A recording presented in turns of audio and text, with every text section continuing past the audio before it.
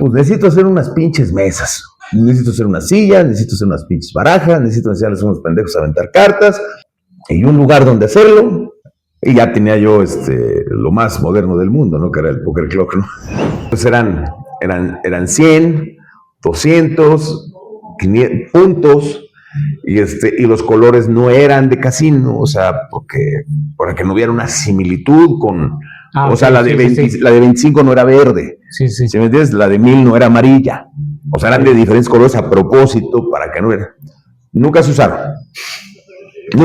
Se quedaron en la bodega. Entonces, ya sabes, mi amor, vámonos a la chingada, yo y tú, forever, y la chingada.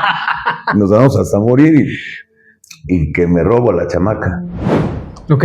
Unos maletines de fichas, estilo Vegas, o sea, de los que te venden así. Así es, de los que la gente se traía en su menú. Lo veo así. Mira. Quiero 10. Subí 10 maletines de fichas y vámonos para la casa. Este reloj de la serie mexicana de póker. Estas son las barajas que hicimos. Por cierto, muy mal hechas, mal sojadas. No se transparentan porque sí tenían una cosa, pero mal sojadas. Es el momento más cabrón. Es el momento donde de verdad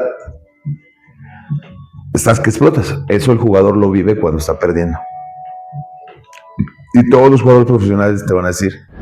Entonces, en todos los casinos que trabajé también fue director del Sportsbook. Y tuve un Sportsbook en una plataforma durante muchísimos años, ¿no? Hicimos cosas de coches, arreglamos mucho. Todavía tengo un Mustang Burbuja 84 muy bonito que armamos para Rancón.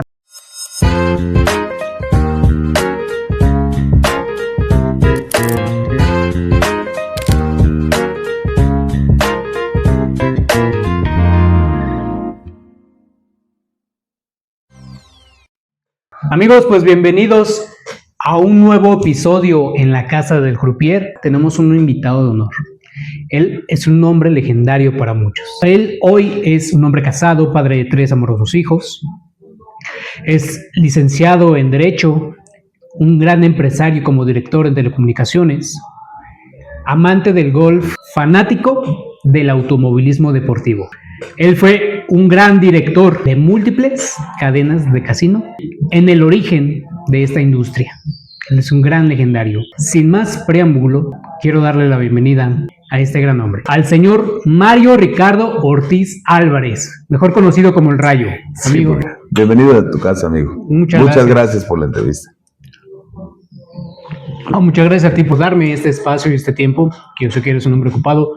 Yo cuando le pregunté a Chicha, le pregunté a Fer de quién era El Rayo, me dijeron, pues me dieron una introducción sobre ti como su mentor y pues me dijeron que iba a estar un poco complicado que aceptaras la entrevista por las diferentes circunstancias que se han vivido en el ámbito, pero dije, bueno, pues algún momento se puede dar la oportunidad, esperemos. Y mira, hoy aquí en la ciudad. Con muchísimo gusto, con muchísimo gusto. Te agradezco mucho, hoy para mí es un gran privilegio estar frente a ti. No es para tanto. No, sí. Pues querido amigo, ¿cómo has estado todos estos años? ¿Qué has hecho después de salirte de la industria de casino? Bueno, pues me convertí en un hombre responsable, ¿no? Me convertí en un hombre responsable. Pues justo cuando me casé y tuve a mi primer hijo y eso, estaba ya en la parte final de la operación del casino. Y después otras circunstancias me llevaron a dejarlo y bueno, todos sabemos que es una vida muy, muy matada y una vida muy difícil, ¿no?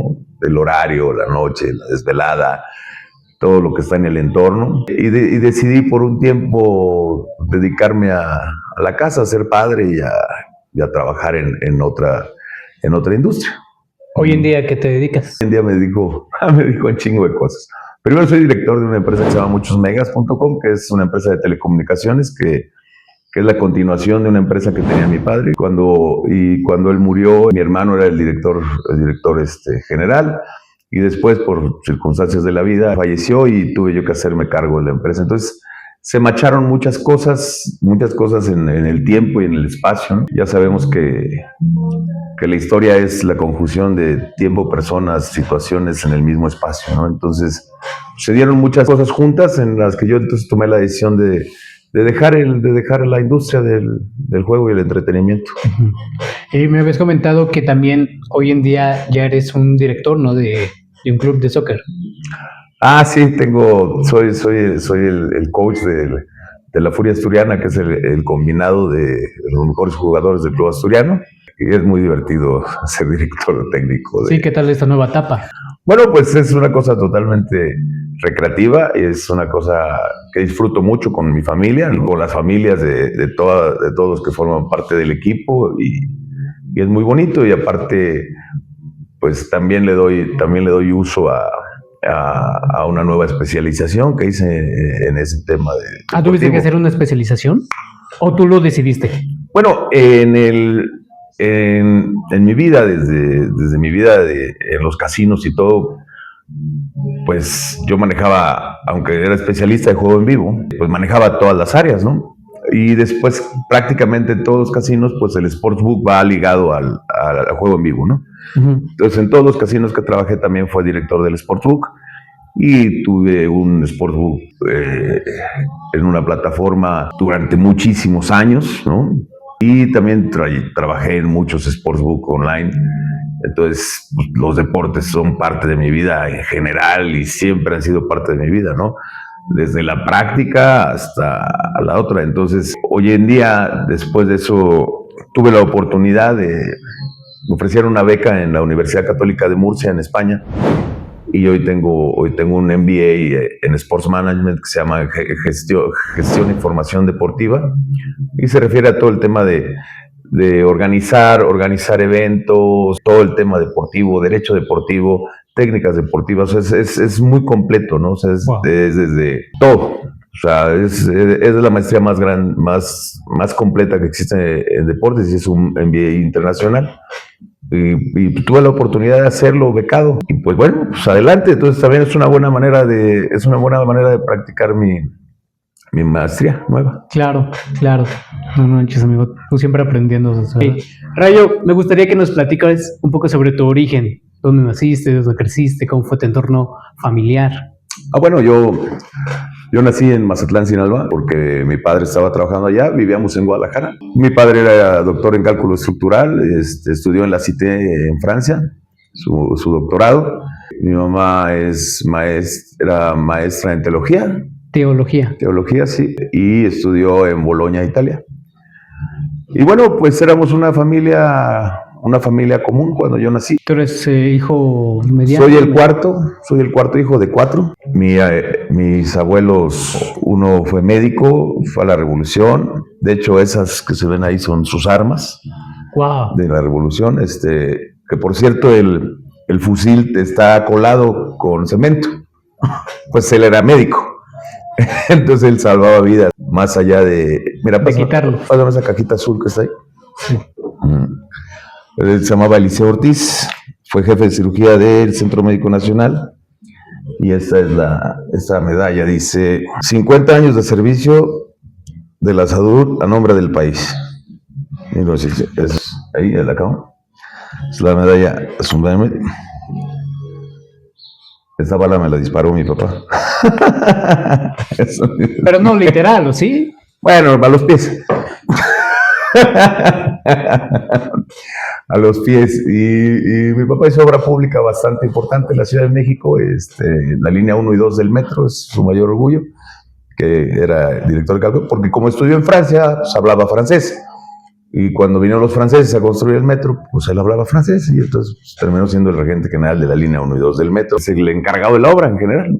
Pero después migró al Bajío igual por temas de idiosincrasia política y todo. Él era un patriota, entonces no se prestó a los manejos de los presupuestos y las estimaciones y como todos sabemos en México, el robo de todo eso. Él estaba muy agradecido con México y con Francia por haberlo hecho, lo que había decidido hecho y no se prestó. Y entonces después pasó por asesor de obra pública en la presidencia y le pasó lo mismo y entonces mejor decidió dedicarse a la iniciativa privada en el Bajío. Crecimos en Guadalajara los primeros 11 años de mi vida y después mis padres se divorciaron y yo decidí venir a vivir con mi padre a México. Okay. Mi mamá se quedó en Guadalajara. Entonces yo me vine a vivir con mi padre en México y ahí empieza la vida de chilango, ¿no? Estudié mi secundaria en la secundaria pública, número 43, Justo Sierra, que está en la calle Sonora y Chapultepec. Todavía está ahí, ahora es mixta, en aquel entonces era varonil. Desde entonces me volví vago, andar en la calle y Porque solo eras tú y tu papá. Solo éramos yo y mi papá. ¿Tus hermanos se quedaron con tu mamá? Un hermano estaba haciendo su servicio social en Zacatecas, el médico, el mayor. Él después vino a México porque hizo una especialidad en urología en el Centro Médico Nacional del Siglo XXI. Mi otro hermano estaba terminando su carrera en Guadalajara y mi hermana ya estaba casada en Guadalajara. Entonces solo éramos mi papá y mi mamá se fue a Europa a hacer su maestría en teología. Entonces se deshizo la familia y me quedé con mi papá. Okay. ¿Y por qué dices que estabas de vago? ¿Realmente tenías mucho tiempo libre como para decir, no, pues me la paso en la calle? O sea, tu papá no prestaba mucha atención contigo. Pues era una época difícil y mi papá, más bien yo creo que estaba viendo cómo carajos sacarnos adelante, ¿no? O sea, cómo carajos sacarnos adelante a él, a mí y a todos los demás al final, ¿no? Y en ese entonces él no tenía ningún trabajo más que planear hacer algo, ¿no? Y estaba buscando qué negocio hacer, ¿sí? Y materializar algunos de los bienes que le había quedado en Guadalajara.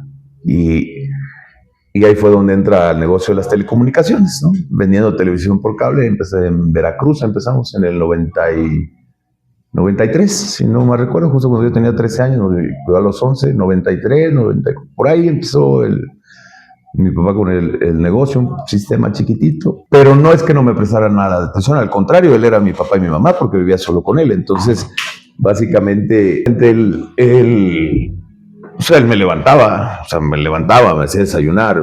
¿Solo no te dejaba? Me llevaba a la escuela. No, nunca, al contrario, Vago porque te digo que era una escuela pública, una secundaria pública, varonil, muy precaria y vago porque pues todos éramos vagos. O sea, todos éramos vagos, todos salíamos de la escuela, íbamos al tiro diario, si alguien se iba a participar, si no de ahí a las maquinitas, o al futbolito, o a la calle, o a simplemente andar de pránganas en la calle. O sea, eso es lo que hacíamos, ¿no? Muy pocos tenían Nintendo. Muy pocos tenían Nintendo, el primer NES, ¿no? Ya después, justo como por ahí ¿qué habrá sido? Por ahí del 94, creo, o 80, el primer Nintendo fue 85, 92, 93, por ahí ha de haber salido el Super NES, el Super Nintendo, ¿no?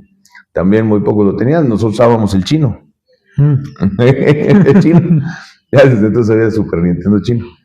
Pero sí, ahí fue donde conocí la calle y ahí fue donde empecé a jugar con Keanu en los talleres mecánicos. Ahí fue donde realmente, vamos a llamarlo que fue mi segundo acercamiento a la baraja, porque mi primer acercamiento a la baraja realmente fue que jugaba con mi mamá. Mi mamá tenía sus rondas con sus amigas y jugaban a la hora del té, ¿no? O sea, como a las 4 de la tarde, 5, o a veces jugaban como en la mañana, como a las 12, o sea, tenían sus horas y jugaban muy vaciado porque nada más jugaban una hora, ¿no? O una partida una partida de chinazo, de continental. Okay. Aportaban sus puntos, sí apostaban, muy poquito, ¿no? O sea, nada, pero, o sea, si en aquel entonces, lo que ahora es $1, en aquel entonces era 1,000 pesos, pues a lo mejor ya se jugaban 10 pesos, lo que vendría siendo hoy 1 centavo, o tal vez 10 centavos, o sea, era lo que jugaban. Pero pues en esos juegos haces 5,000 puntos, ¿no? O sea, son 30, 50 pesos de hoy sería, ¿no? Yo creo lo que jugaban. Pero sí eran muy estrictas las doñas, ¿eh? Y yo aprendí a jugar, antes de aprender a jugar con mi mamá aprendí a jugar continental, chinazo y canasta uruguaya. Y mi hermana me enseñó a jugar solitario, porque mientras estaban ahí jugando eso, pues no, o sea, no. Jugábamos uno, como todos, pero jugábamos mucho uno en la casa, sí. Ese fue mi segundo acercamiento con la baraja, fue aprender a jugar con Keanu en la calle. ¿Con los mecánicos? Sí, los mecánicos, como siempre nos gustó ese tema del automovilismo, mi papá también, y a mis mejores amigos que también. Entonces, pues ahí andábamos siempre arreglando un coche, llevando algo, trayendo algo. Ese fue mi primer acercamiento con la baraja. Y ahí sí ya empezábamos a apostar un poquito nomás. Pero sí, bueno, también a nivel de lo de la maquinita, ¿no? O sea, de al peso y de 2 pesos y todo, ¿no? Y siempre jugamos con Keanu. siempre jugamos con Keanu, ¿no? 8 para hacer 9. Okay. Amigo, parte de tu adolescencia, ¿cuáles fueron los momentos que tú consideras que fueron más difíciles antes de los 18? Antes de los 18. Pues de entrada yo creo que esa época, la época de la separación, ¿no? Sí, la verdad es que no me dolió no era un problema para mí. La verdad es que mi papá supo estar muy bien y por eso es que toda la vida lo recuerdo como mi mejor amigo. Y mi mejor amigo, maestro, máximo confidente, e incluso muchos amigos que vivieron conmigo la adolescencia lo recuerdan igual porque éramos muy de casa, ¿no? Entonces, muchas veces en vez de irnos al pedo a otro lado o a una cosa, siempre íbamos a la casa, ¿no? Mi papá nos consentía, nos compraba las pizzas o nos compraba el pomo. Sí, o nos daba de sus pomos, ¿no? O sea, y en la casa siempre hubo un espacio para eso, o sea, siempre hubo un espacio para estar, o sea... Si vas a hacer lo que sea en mi casa. Exacto, siempre esa fue una de sus máximas, ¿no? De cosas que servía mucho, ¿no? No es que no fuera uno a salir ni nada, pero él procuraba tenernos cerca, todos, ¿no? Entonces, después del partido, pues vamos a mi casa, después del antro, pues vamos a mi casa, nos quedamos a dormir en mi casa todos, o sea, era normal, sí, o sea, era normal. Y que la mesa de ping-pong, que el billar, bueno, ya cuando quisimos y nos íbamos a los billares, pues no cabía la mesa completa, ¿no? Pero sí, siempre fue esa parte. Yo creo que la parte más difícil fue ese inicio, la época de la secundaria pública, la época en la que mi papá andaba, ¿cómo se llama?, arrastrando la toalla por todos lados. En esa época, cuando regresamos a vivir a México, vivíamos en la casa que era de mi abuela, y vivíamos con la abuela, ¿no? Entonces también había que aguantar de arrimado a la abuela, ¿no? Porque, pues, chamaco cabrón, sácate de aquí, ¿no? Y así, o sea, en general, ¿no? Entonces también había que aguantar a la tía o sea, había que aguantar varias cosas. Y cuando tú siempre has visto a tu papá, que pues tu papá es el doctor, es el ingeniero, es el patrón, cabrón, y llegar y ver que, pues, ni madre, ¿no? Y lo que sea, a lo que diga a lo que había y a cómo estábamos, eso. Yo creo que ese momento fue duro, pero él siempre intentó sacarlo adelante de la mejor manera, siempre encontró la manera de que tuviera yo todo lo que necesitaba, de darme los gustos que necesitaba, de ayudarme en todo, sobre todo siempre de enseñarme todo. Entonces, esa parte tal vez, antes de los 18 años, tal vez esa parte de todo. Y después todo fue mejorando, ¿no? Porque después de la secundaria pública fui al CUM. Y entonces, pues obviamente, ya había fundado la empresa, ya había medios, ya todo. Entonces, pues ya empecé a ir al CUM. Y entonces ya empezó a cambiar mi vida radicalmente, ¿no? Entonces yo empecé a manejar a los 12 años con él en las carreteras. Y a los 15 años, él me dio su coche y fue mi primer coche, un Cutlass 87, lo recuerdo muy bien, todo vino, Cutlass H 2.8. Y entonces yo a la prepa ya iba en coche, o sea, ya en mi vida ya había dado un vuelco, ¿no? Yo creo que esos años antes de los 18 fue de ahí en adelante todo fue muy bien, o sea, de ahí en adelante todo era, a mí me daban mis hermanas, tenía dinero, tenía coche, y podía yo divertirme y hacer lo que quisiera, y él era mi mejor cuate, y mi base era mi casa siempre, y así andaba por la vida engañando, buscaba, pero ya mejor. ¿Y en qué momento entonces? Ya engañando, pero ya mejor, ¿no? Sí. ¿Y entonces en qué momento llega donde topas con pared? Hubo un episodio muy, muy cagado en mi vida, que sí me hizo mucho. El negocio de mi papá estaba en Veracruz, y yo desde la secundaria, justamente para aprender a defenderme, porque pues, estaban chingones los madrazos en la secundaria, yo había estudiado en Guadalajara, había estudiado karate infantil, y pues el karate infantil es muy básico y todo, pero tenía muy buenas nociones de eso. Y entonces, en cuanto vi la escuela, el pinche reclusorio a donde iba en la secundaria, dije, no, pues necesito algo, ¿no? Y ahí son las cosas donde digo que aunque las cosas estaban del carajo, mi papá siempre encontraba cómo, ¿no? Entonces yo empecé a buscar una escuela de karate o algo, a ir a dónde ir a entrenar, ¿no? O sea, fuera del fútbol, pero ir a entrenar, ¿no? Porque también, pues sí, íbamos al fútbol. Entonces Yo empecé a buscar y encontré una escuela de Kung Fu que se llamaba la Gran Fraternidad Universal, que de hecho ahora tienen un templo Shaolin en Avenida Cox, que es la secta del Taiyong. Y empecé a estudiar Kung Fu. Ya habiendo estudiado karate previo, empecé a estudiar Kung Fu. Y toda la secundaria estudié Kung Fu y practiqué todo el tiempo. Siempre me sirvió en la vida, ¿no? O sea, todas esas, por eso se llaman artes marciales, ¿no? Porque no son solamente la práctica física, sino existe un arte filosófico atrás de la práctica física, ¿no? Y cuando los llegas a entender, entiendes muchas cosas, ¿no? Es por eso que muchas veces dicen que ¿para qué aprendiste Kung Fu? Pues para no pelear, ¿no? O sea, esa es la respuesta. Empecé también pues, a tomar cursos de monitores, empecé a dar clases, no sé qué. Y tenía yo una novia pues, de la cual estaba perdidamente enamorado, todo. Recién había cumplido 18 años y pues un día me peleé con el papá, con la hermana, de hecho nos íbamos a casar. Pues total, un día me encabroné primero con mi papá, por alguna razón de no sé qué. Pero bueno, pues es la edad cuando eres súper rebelde, ¿no?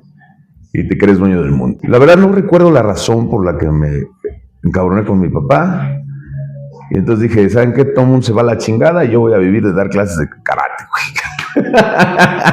¿No? No, y en aquel entonces ya llevaba 2 años estudiando jiu-jitsu en el centro con el maestro Hernández, que ahí fue cuando ahí conocí a Mario Delgado, que también jugaba póker y es un gran amigo mío. Le mando un saludo. Y entonces yo me sentía el pinche dueño del mundo. Entonces dije, a la chingada, yo voy a vivir de dar clases de karate. Y es más, no de karate, pinches artes mixtas y la chingada. Todavía no existía. Por aquellos años fue el primer UFC, el UFC 1. Y dije, a huevo. Y entonces ahí tenía una lanilla y pues compré mis domis, mis paletas, mis petos. Y me largué a Veracruz, a un lugar donde era muy barato todo. O sea, te robaste a tu novia. Ahí todavía no me la robaba. Okay. Me la robé después.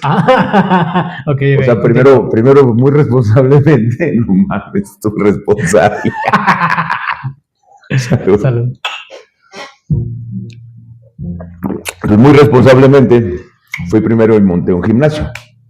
Un gimnasio, pues, pinche salón ahí sin nada, ¿no? No había nada, ¿no? Teníamos 2 costales. Un local. Sí, un pinche local vacío. Ese era mi gimnasio. Entonces dije, a huevo. Y ellas vendían carnitas ahí. Exactamente. Entonces dije, pues a la chingada, yo eso voy a vivir. Abrí el gimnasio, estuve como un mes en el gimnasio. Y increíblemente, pues empecé a tener alumnos. Como unos 15, 20 alumnos. Dije, chingada. Y estuve todo el mes trabajando con mis alumnos. Llegaban y se inscribían y la chingada. Y yo me paseaba con mi pinche... Con mi judogi a toda madre, así, sintiéndome muy chingón. De la película de Karate Kid. Sí, así me sentía yo muy chingón. Y como hacía mucho calor, no usaba la parte de abajo, usaba unas licras como las de Van Damme. Entonces me sentía muy chingón. Y los niños iban y daba clases. Y en la noche daba clases a adultos. Y pues de repente dije yo, huevo, que puedo. Y al mes siguiente sí me la robé.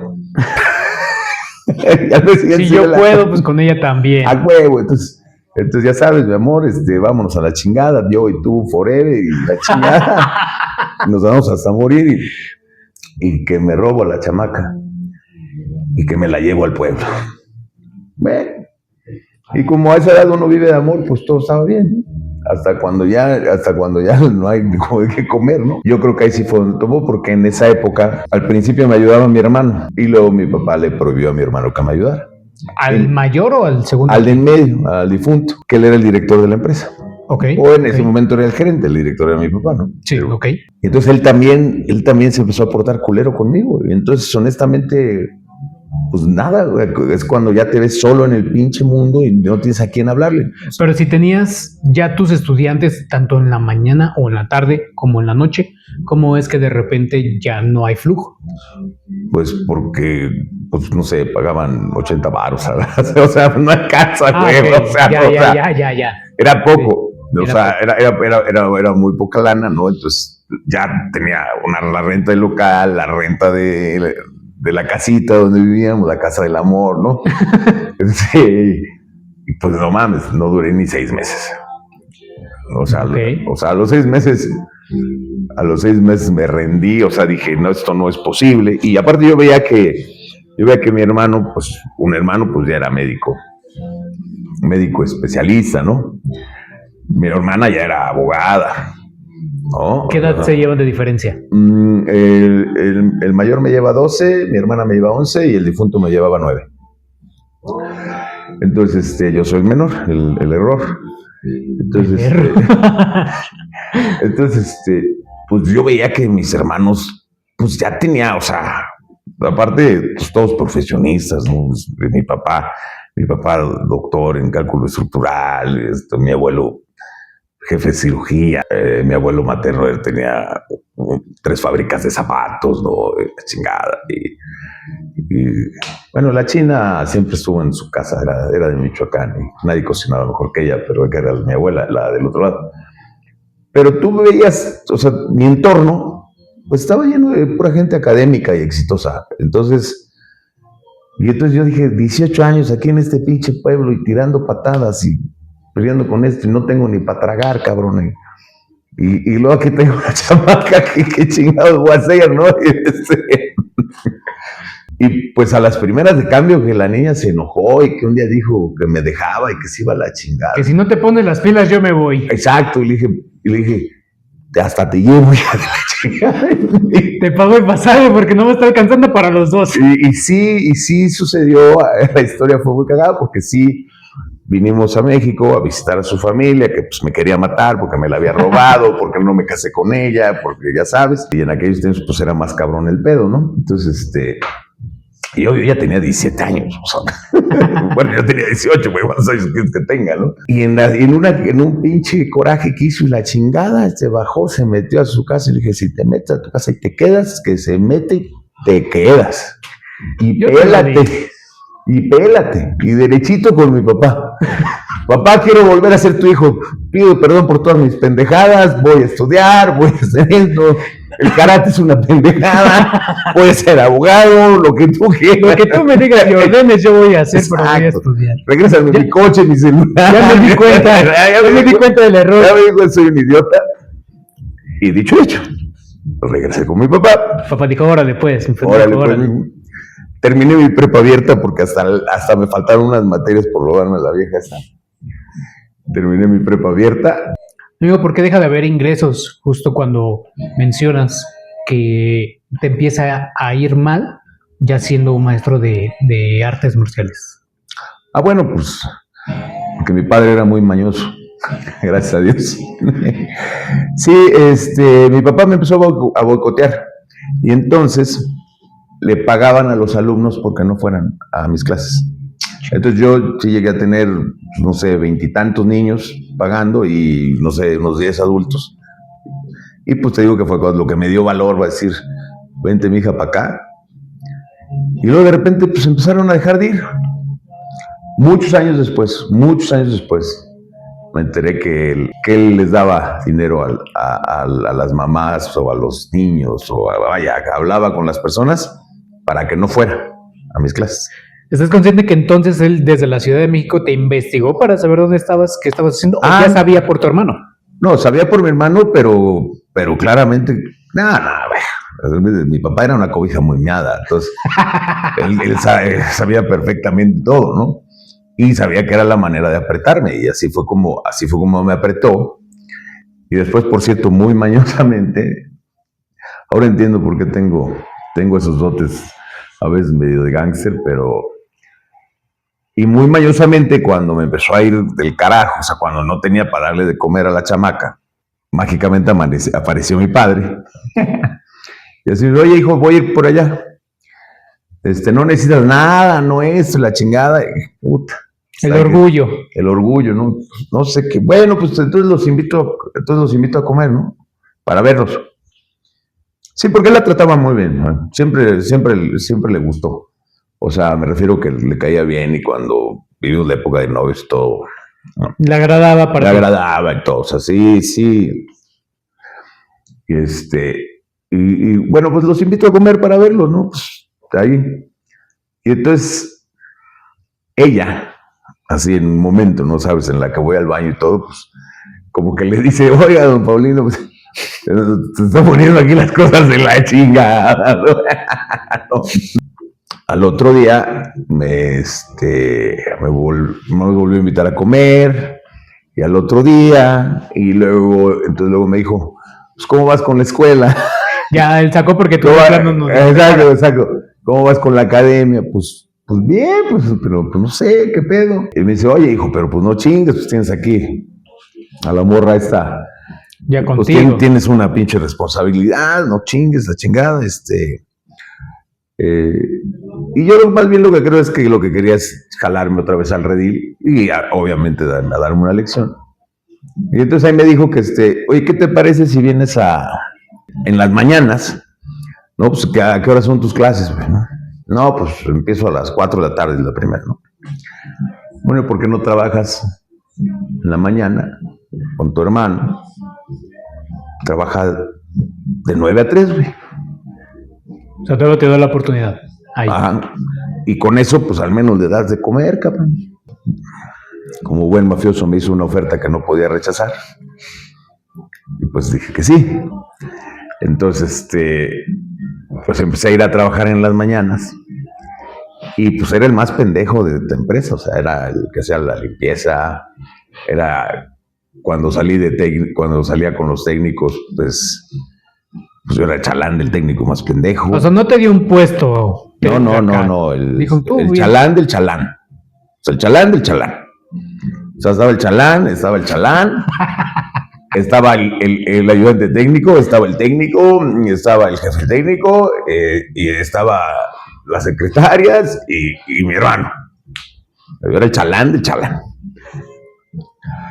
Y cosa que agradezco mucho porque gracias a eso hoy en día puedo ser director de una empresa de telecomunicaciones porque pues aprendí todos los puestos en la empresa, recorrí todos los puestos de la empresa, entonces aprendí a hacer instalaciones, o sea, aprendí a subirme una escalera, aprendí a hacer instalaciones, aprendí en la calle, aprendí que era la luz, que era la potencia, las bandas, las cargas, todo lo en general, todo lo que conlleva la radiofrecuencia, en general, todo lo que conlleva trabajar en telecomunicaciones, ¿no?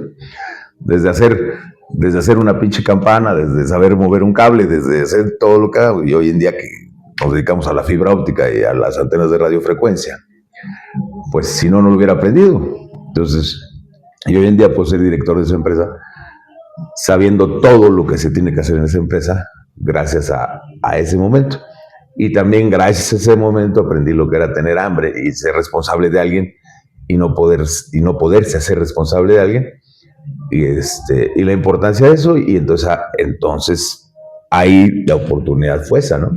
Ya después me fui dando cuenta que mis hermanos, pues todos tenían una educación académica, todos tenían, uno ya era médico especialista, mi hermana era abogada, mi hermano, el difunto, tenía 2 ingenierías con 2 especialidades distintas, y pues yo veía que todos ellos tenían un futuro, y pues yo era un pendejo.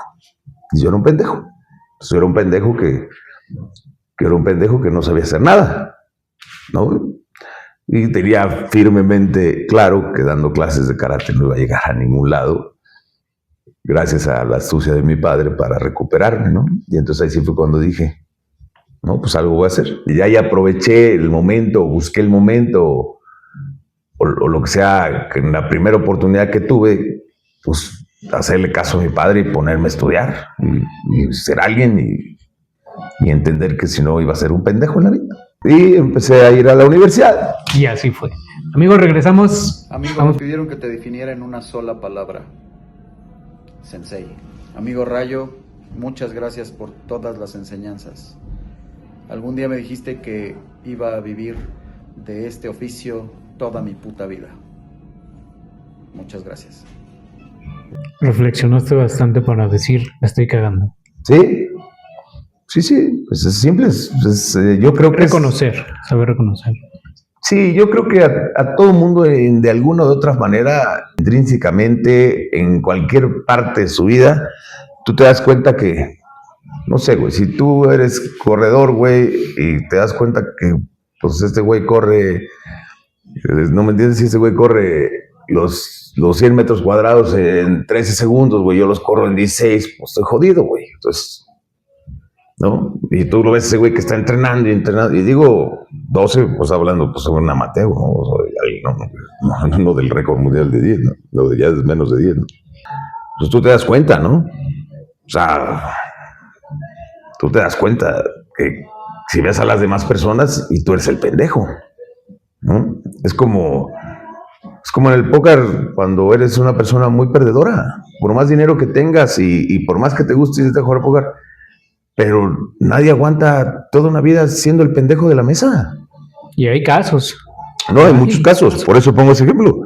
No importa que vayas y te diviertas, que derroches, que no sepas jugar, que avientes, que la chingada. Sí, pero por más pendejo, o sea, y por más dinero que tenga, el hecho de ser el pendejo, llega un momento en que te harta. Y es cuando dices, no, pues ya no voy a jugar. O de plano te pones a aprender y de plano te pones bueno, yo he conocido muchos güeyes que le han pedido a buenos jugadores que les enseñen a jugar y juegan con ellos y hasta les pagan para eso. Entonces, yo creo que a ninguna persona en el mundo llega un momento en que le guste ser el pendejo. Entonces, pues en ese momento yo me di cuenta que yo era el pendejo de mi familia. Ya. Y entonces dije, no, sácate, perro bailarín. Porque yo. Era Regilio fucking dancing dog, ¿no?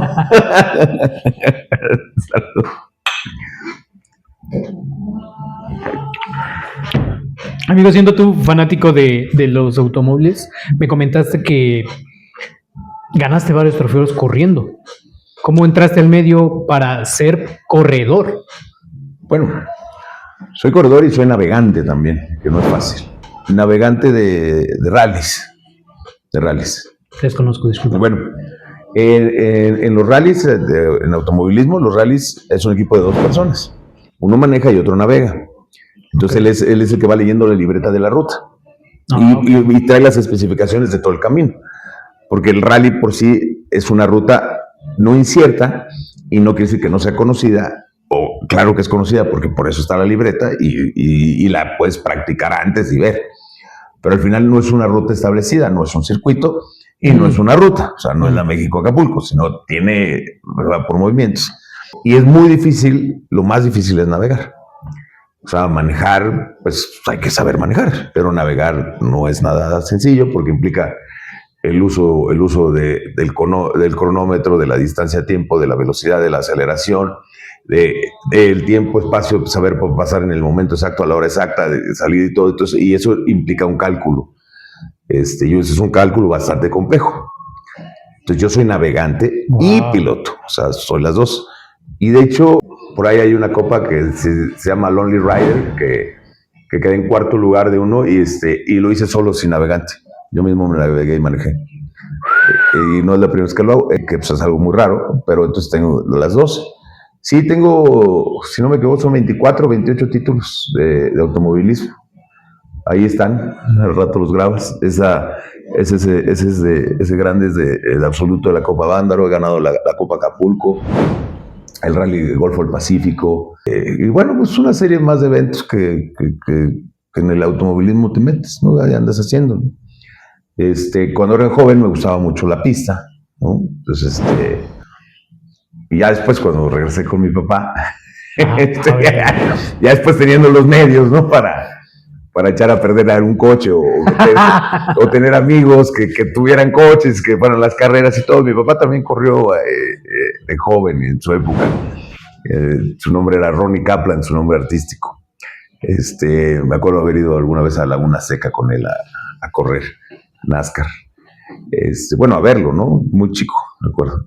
Corrían unos, tú no conoces sus coches, pero se llamaban American Motors, eran coches mexicanos, un American, de donde era el Rambler y el American, unos coches terribles, pero eran los que corrían y llevaban allá. Entonces era como parte del marketing de los coches mexicanos, ¿no? Que los llevaban a correr a NASCAR, ¿no? Y ahí andaba mi papá de pinche metiche en alguna época, justo cuando vivimos en Guadalajara. Y él me enseñó a mi mecánica, me enseñó que era el ciclo de Otto Carnot, me enseñó todo lo correspondiente al tren motriz, a la suspensión, a la dirección, al sistema de gasolina, al sistema eléctrico y el ciclo de Otto Carnot, que es cómo funciona un motor de 4 tiempos. Y mucho tiempo hicimos cosas de coches, arreglamos mucho. Todavía tengo un Mustang Burbuja 84 muy bonito que armamos para arrancones. Ahí lo tienes. Sí, ahí está en tu casa, bueno, allá en el rancho, ahí está. Y pues fue una parte bonita, o sea, fue una parte muy bonita y pues con muchos amigos, amistades, muy buenos grupos. Le mando un saludo a todos con los que he corrido algún rally, con los que he ido a un track day. Saludo a todos del Rayo. A una pista. Es un grupo muy bonito y muchos que me enseñaron muchas cosas más dentro de eso. Y ha sido un hobby muy bonito que he tenido, y sobre todo lo he tenido justo después de que dejé el póker. Ok. O sea, fue como muy, como a lo mejor una cosa tapó otra, ¿no? Ya. Todo ese tema que conlleva la parte de la ludopatía, le dicen ahora, ¿no? Pero pues en mi época decíamos que era el frijol de la Conasupo, ¿no? Son malos y picados los cabrones, pero esa parte, ese rush que te da, todas esas endorfinas que se liberan en el momento en el que generas ese momento, solo se genera con dos cosas en el ser humano. Primero es cuando pones en riesgo el patrimonio o cuando pones en riesgo la vida. ¿Sí? Entonces, esas son las dos cosas que te generan ese rush, ¿sí? Que es el rush del que depende el juego, o del que dependen muchas cosas, en muchos hobbies en la vida, o muchas actividades en la vida, ¿no? O sea, lo que la gente común llena, la adrenalina, ¿no? Esa adrenalina. O sea, un jugador cuando va ganando no siente eso. Solo lo siente cuando va perdiendo. Y igualmente un corredor de coches cuando está compitiendo, ¿sí? O antes de competir. Tal vez no a la hora de competir. A la hora de competir se siente cómodo. Claro. Pero antes de competir sí. O sea, el momento de estar incierto. Sí, de saber qué pasó. Tú vas a hablar con cualquier deportista y te va a decir, cualquier deportista profesional te va a decir que justo al salir al estadio, justo al salir a la arena, justo antes de empezar el partido, justo antes del warm-up, y sobre todo hay unos warm-ups muy especiales donde se trata de levantar esa adrenalina, de meterlos en un ritmo antes de que empiece el partido. Todo el mundo te puede decir que hace antes de ese momento es el momento más cabrón. Es el momento donde de verdad estás que explotas. Eso el jugador lo vive cuando está perdiendo. Y todos los jugadores profesionales te van a decir que en el momento en el que suena el silbato, sale el balón volando, sale lo que tú me digas, en ese momento se va la presión. ¿Me entiendes? Se libera. Ajá, se libera. Y es exactamente ese momento. Y así es como funciona. Okay. Así es como funciona. Amigo, me di cuenta que aquí tienes un toro y tienes algunas cuestiones que me llaman la atención. Sí, hay toros por todos lados. Ajá. Aquí. ¿Tú fuiste torero? ¿Tu papá fue torero? No, ¿Cómo te fue el acercamiento a esto? No, mi papá era muy aficionado a los toros, a la fiesta brava.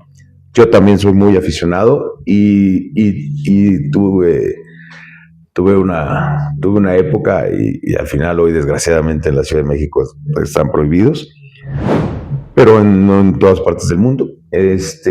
Y conozco todas las ferias y esas las fui conociendo por interés. Conozco todas las ferias mayores de España y algunas menores. Y me gusta muchísimo la tauromaquia, porque la tauromaquia engloba muchas cosas, muchos artes juntos. La música, ¿sí? La estética de la danza, la gastronomía, el vestido, la moda, ¿no? Y engloba un tema social muy especial, y por eso se llama la fiesta brava, porque a diferencia de un deporte, en la fiesta brava, para que sea una tarde redonda, nadie tiene que ganar, todos tienen que ganar. ¿Sí me entiendes? No gana él, no gana el matador, no gana el toro, que sería el ganadero, no gana el empresario, no. Para que sea una tarde redonda, tienen que ganar todos. Tiene que ganar el matador, tiene que ganar la ganadería, tiene que ganar el empresario y tiene que ganar la afición. y tiene que ganar el arte. Entonces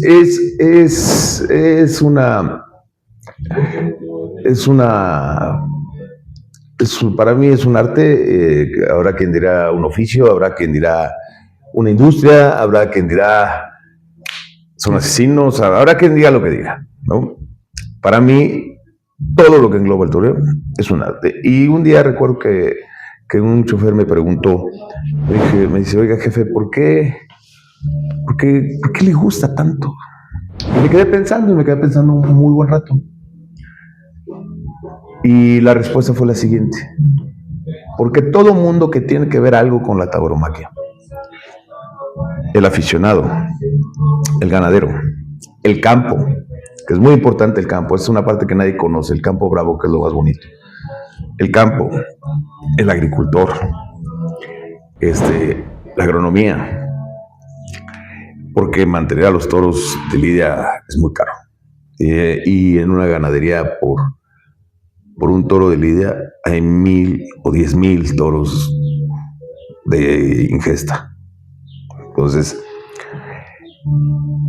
el aficionado, el que va y canta la plaza en la plaza, el monosabio, todo mundo, los subalternos, la gente, todo mundo que le gusta y hace cosas y trabaja y va, lo hace por gusto. Nadie lo hace por dinero, porque no es negocio. Cualquier subalterno que tú ves ahí es contador, o es dentista, o es albañil. ¿Sí me entiendes? Cualquier empresario mantiene su plaza. Cualquier ganadero mantiene su ganadería. ¿Sí? La verdad es que... Y los toreros, todo lo que ganan, lo gastan en mantener su misma industria. Y aparte se arriesga la vida. Es de los pocos lugares en la vida donde sí se arriesga la vida. Textualmente. Haciendo en un espectáculo público. Entonces yo al principio de eso pues vas aprendiendo, como en todo te vas clavando, vas leyendo, aprendes desde la historia, la morfología del toro, los campos, cómo viene la historia, por qué se celebra así la fiesta, cómo era en los 1500, en los 1600, en los 1700, y pues llega algo que te atrapa, ¿no? Y en el momento en el que te atrapa y te gusta, pues es disfrutar un espectáculo. Es como si te gusta el ballet, o si te gusta la ópera, o si te gusta el teatro, o si te gusta la carrera de cucarachas, cabrón. Cada quien es su pedo. Cada quien es su pedo, pero a mí me gusta mucho eso y sí, soy muy aficionado. Y tengo una gran memorabilia taurina muy amplia. Una heredada por un padrino y también soy aficionado práctico. También me sé parar frente de una vaca como aficionado, ¿no? O una vaquilla ahí, o un becerrito, ahí les damos sus pases también. Muy bien, amigos, vamos a un otro corte, regresamos.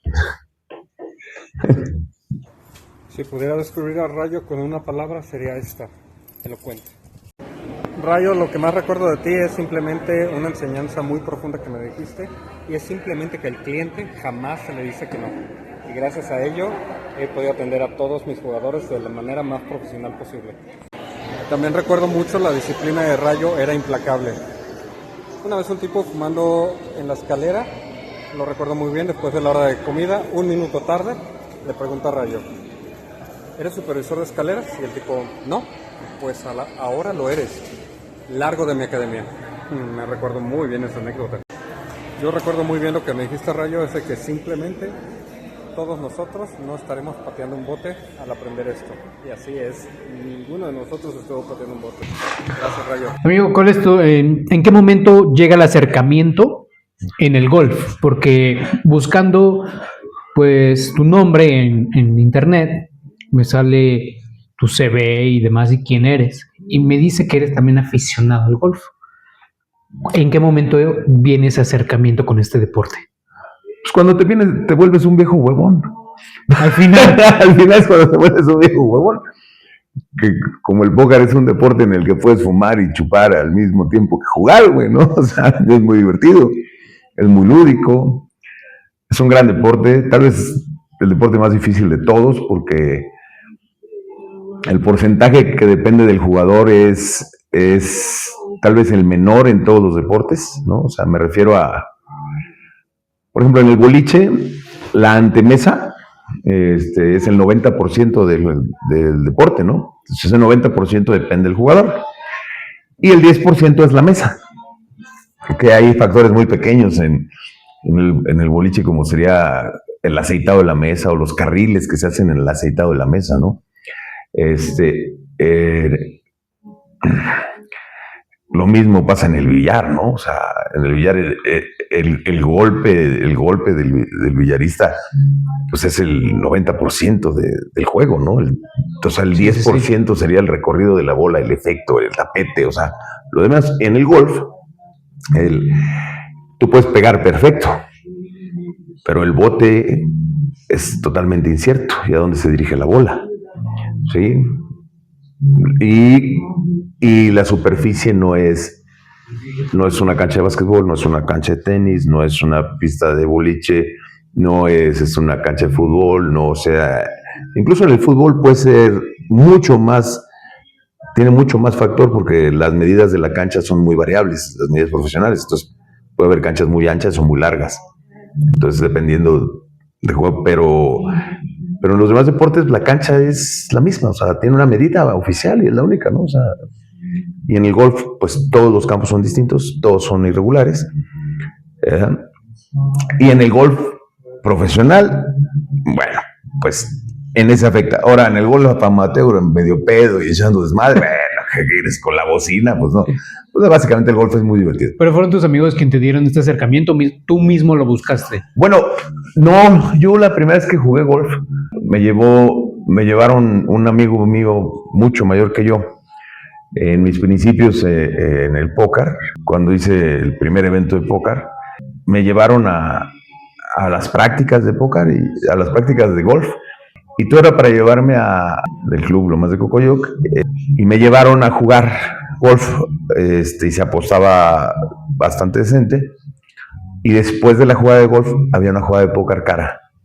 Y entonces me llevaron para que jugara golf para meterme a la jugada de póker. Ok. Entonces yo conocí el golf por el póker.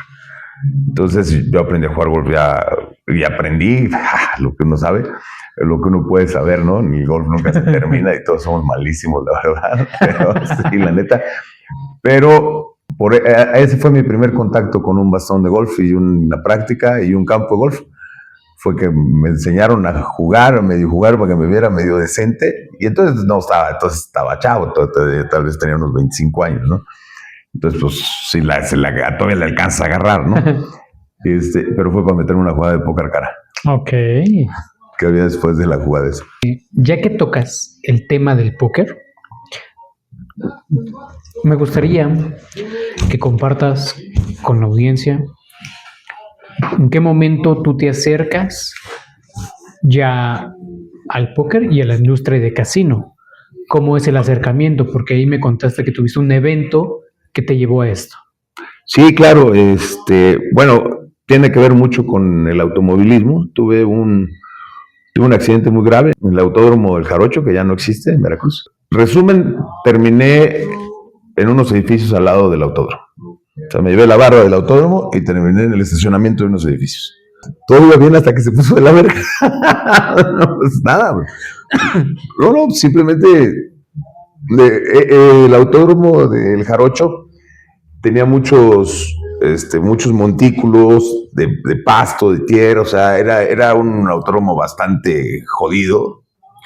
Y entonces cuando tú vas muy rápido y tienes contacto con las superficies como tierra, como grava, como pasto, ¿sí? Hace un extraño muy feo los coches. Y si está muy pronunciado la pendiente o el tope o algo, entonces pues sales trompeado es lo normal, ¿no? Pero cuando algo pega, pues empieza a dar vueltas. Simplemente era una curva en la horquilla, en la mera esquina del autódromo. Sale la llanta, saco la llanta y obviamente pues iba, se echó la madre, ¿no? 240. Exacto. Y al momento en el que me voy patinando y las llantas tocan el lodo, pues hace esto y salgo dando vueltas. ¿Qué pichica? Era la Copa, creo que era la Copa Frochfans en aquel entonces, o una madre así. Sí, salgo dando vueltas Y se acabó, o sea, llegó a dar vueltas y estaba muy cerca de la barda del autódromo. O sea, hoy en día no hay un autódromo que tenga una barda a esa distancia. Y era una barda de ladrillo. Y me le llevé la barda y textualmente quedé en el predio de al lado. Mejor que era un coche de galletas Cuetara el que manejaba. Era el patrocinador Cuetara. ¿Cuetara o Parmalas? Cuetara, creo. Ya lo tenías ahí, amigo. 22 o 23, por ahí. Más o menos. Pasé el accidente, entonces, pues tuve 19 o 17 fracturas de aquí de la clavícula, está toda reconstruida y el hombro. Y la rodilla no fue lo único que pasó. Bastante decente para semejante putazo. No mames, no me imagino a tu papá buscándote ahí y no mames. No iba a las carreras, le valía madre. Bueno, no iba a las carreras. No le mandaba, le daba hueva, así que eran muchos días de estar ahí. ¿Tú estabas consciente cuando llegaron o ya estabas inconsciente y ya lo que recuerdas es el hospital? Pues se te va el pedo en un segundo, o sea, y ya cuando despiertas, pues sí sabes que te diste en la madre, o sea, como que ves el principio y ya no ves cómo pasa todo. Y ya cuando despiertas, pues ya estás todo así, güey, y ya viene llegando y la chingada y todo, y ya pues, te sacan y su puta madre y todo. Creo que lo bueno es que quedé en las 4 llantas, o sea, se detuvo en las 4 llantas, no quedé. Ya. Bueno, de todas maneras, puedes traer roll bar y todas las cosas, Science Device, no. O sea, que te diste en la madre, pero de que me di en la madre, me di en la madre. Entonces sí. Y sí, de hecho, a mí esto me lo rompe el cinturón en aquel entonces se usaban cinturones de 3 puntos, ni siquiera ahora se usan de 5. Y ese es al detenerte, se rompió ahí. ¿No? Sí traía unos medios madrazos, sí estaba abierto el toldo y todo, pero bueno, un buen putazo. Lo que podemos calificar como un putazo profesional. un putazo perfumado.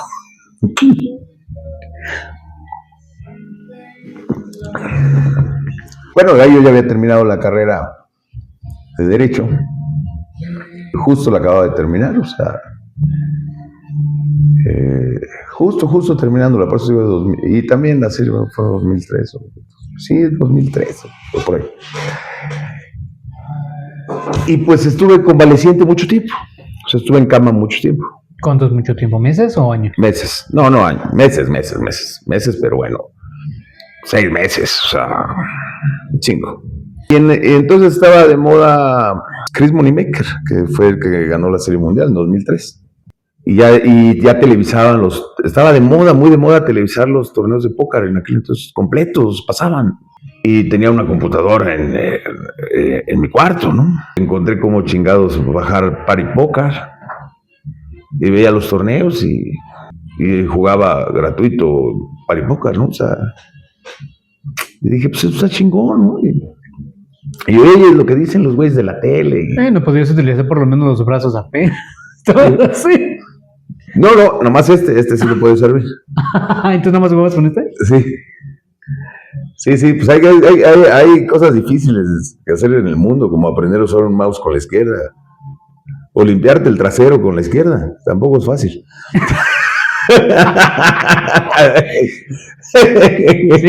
Para que lo entiendan, no es fácil, o sea, hay cosas que uno hace con una mano que con la otra no lo haces. Entonces, pues ahí fue cuando conocí el World Series of Poker, la Serie Mundial del Póker, chingada. No tenía mucho que hacer. Empecé a escuchar, o sea, todo el tema del torneo, ¿no? O sea, el torneo y esto, y entonces empecé a entender que pues, era un torneo, que no había una casa, que esto, que aquello, la chingada.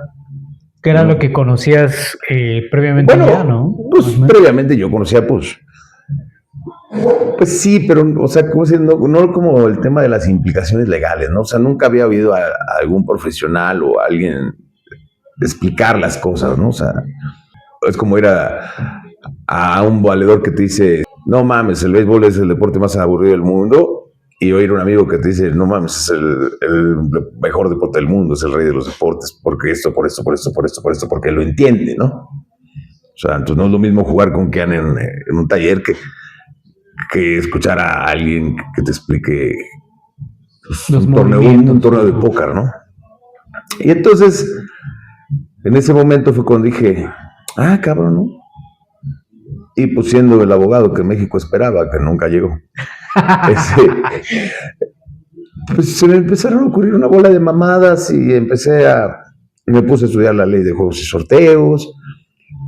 Yo ya conocía el único casino que había en México, que era la Feria de Aguascalientes, lo conocía desde los 18 años, porque un amigo muy querido, el Simpa, mi compadre, le mandamos un saludo al Simpa en las Aguascalientes.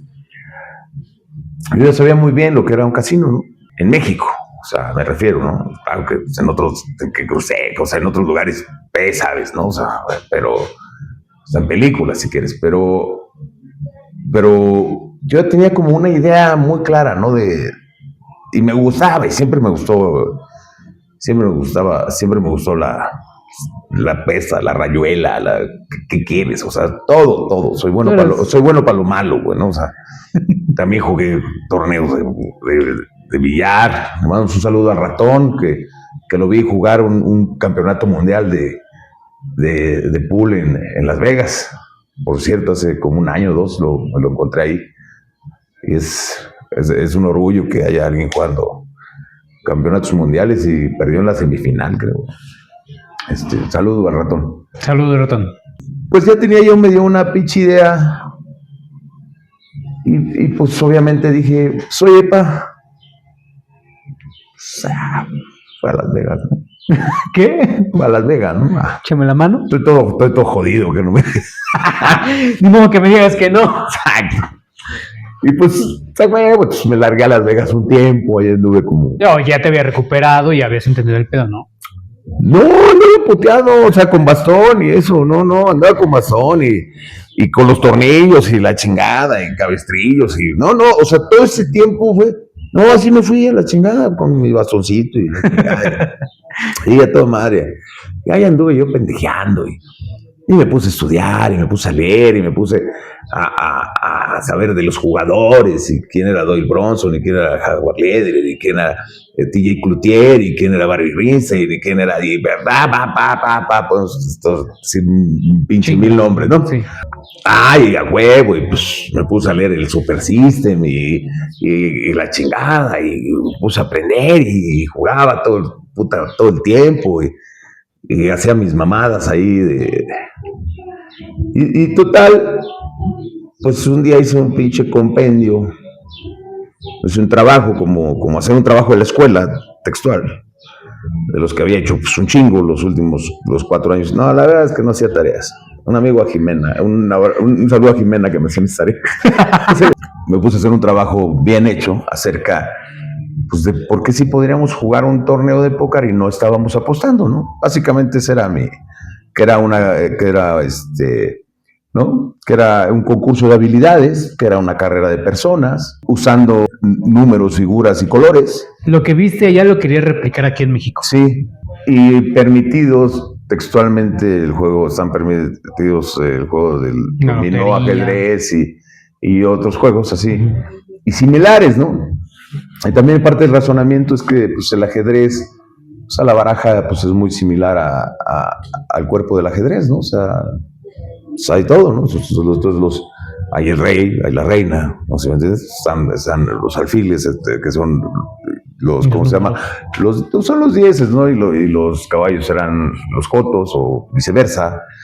Y los peones son tus números. Y entonces pues, tienen muchas coincidencias y pues yo hice un silogismo jurídico a través de un razonamiento jurídico donde dije, pues yo estoy haciendo lo mismo. Y pues ahí va tu pendejo. Y entonces decía mi sabio padre, y es una enseñanza para todos, y muchos tal vez me escucharon decirlo, pues no pienses pendejadas. Y si las piensas, no las digas. Y si las dices, no las escribas, cabrón. Y si las escribes, no las firmes. Y así las firmas, no las hagas, cabrón.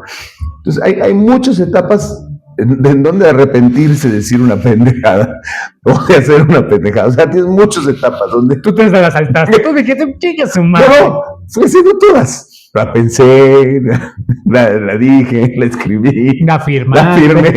La hiciste. Exactamente. Me valía una chingada todo lo que me había enseñado mi padre. Pero el mismo cabrón solapador dijo, va. Entonces me dijo, tráeme un pinche papel donde sí puedas hacer bueno, digo, pasando todo eso, pues, ya que aprendí todo, y lo primero, pues aprender a usar el pinche reloj, y por los blinds, y todo así el principio, ¿no? Nada, ¿no? Y pues ahí todo el pinche día mamándole a la computadora y todo, pues no hacía ni madre, güey, pues, todo el día, paseándome de poca madre, y eso. Y ya no, o sea, y ahí se acaba el automovilismo en su primera etapa, ¿no? Todo lo demás fue después, ¿no? O sea, ahí se acaba, o sea, ahí se acaban las artes marciales, se acaba todo. Le dedico mi pinche vida al póker, ahí. O sea, ahí fue cuando me vale más. Así, y le dedico todo el tiempo a todo, a documentarme, a ver, a aprender, a saber, a estar, a la chingada. Y entonces hago una consulta a la Secretaría de Gobernación. ¿En qué año? Debió de haber sido en 2004, esa consulta. Estábamos con Fox, ¿no? Todavía. El que dio los permisos en 2005 fue Santiago Krill, que es después de Fox, sí, correcto. Uh-huh. Y entonces yo hago una consulta. Era jefe de gobierno López Obrador, eso lo recuerdo muy bien. Porque yo hago la consulta en Juegos y Sorteos, que en aquel entonces estaba en la calle de Hamburgo, si no me equivoco, en la zona rosa. Era la subdirección adjunta de Juegos y Sorteos de la Secretaría de Gobernación. Y pues yo hago mi pinche consulta y que me contestan. Claro, el planteamiento de mi consulta pues, se veía bastante inocente y bastante bien hecho, ¿no? Entonces, sí, siempre he sido suspicaz. Entonces, pues me contestan que pues si en el evento no hay apuestas, si es una carrera de personas, si es un concurso de habilidades, pues no tengo problema, ¿no? Okay. Bueno, gracias. Y hago una consulta en el gobierno del Distrito Federal. Y me contesta López Obrador que yo haga mi evento, pero que considere que es el 7% sobre premios pagados lo que cobra el gobierno de la ciudad de México. Tengo mis dos papelitos, pendejos. Y dije, pues ya, entonces llegué con mi papá y le dije, papá, aquí está el pedo. Pinche torneo de póker, chingón. Mi papá dice, cabrón. Digo, pues hay que hacer el pinche torneo, hay que garantizar el pinche premio, hay que ahí ya era 2005.